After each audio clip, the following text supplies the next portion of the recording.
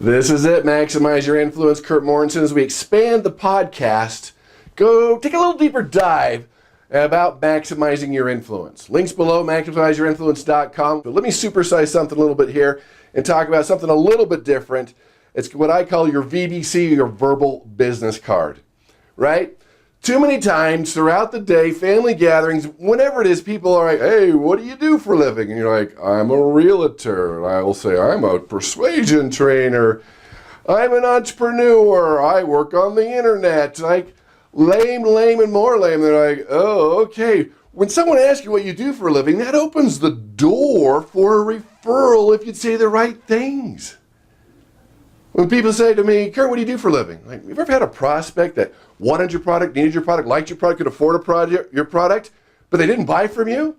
I just make sure that never happens again. Or I might say, have you ever met someone that wasn't that sharp, but they got the promotion and you didn't? I make sure you get the next promotion, and I can teach charisma. Or with persuasive presentations, I might say something like, you ever give that presentation and you knew they weren't listening, they didn't care, and you didn't persuade them? I help you create a perfect persuasive presentation that persuades every time. So your key here is to get them to say, whoa, tell me more. Now, if they don't ask, tell me more, they weren't a prospect anyway. But if they say, whoa, how do you do that?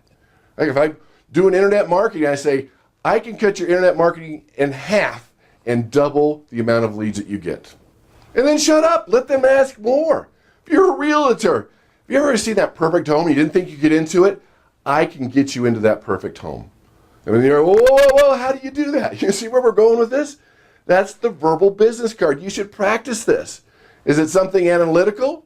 Like if you're talking to an analytical person, maybe it's a statistic or a figure that surprises them.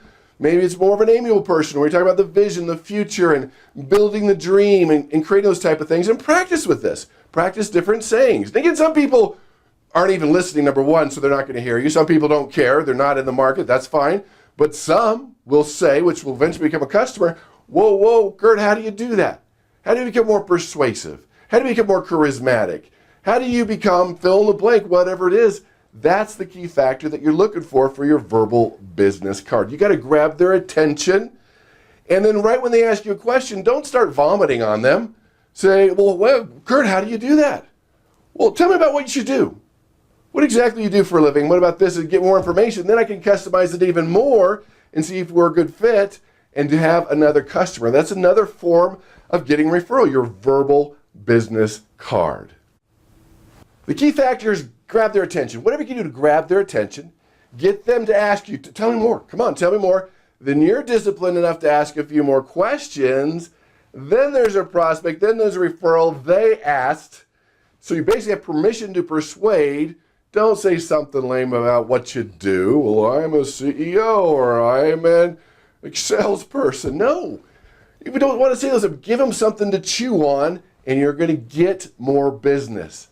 It's that simple, right? So, hey, hit subscribe, hit the like. Really appreciate that. Click on the link below to get the podcast at maximizeyourinfluence.com.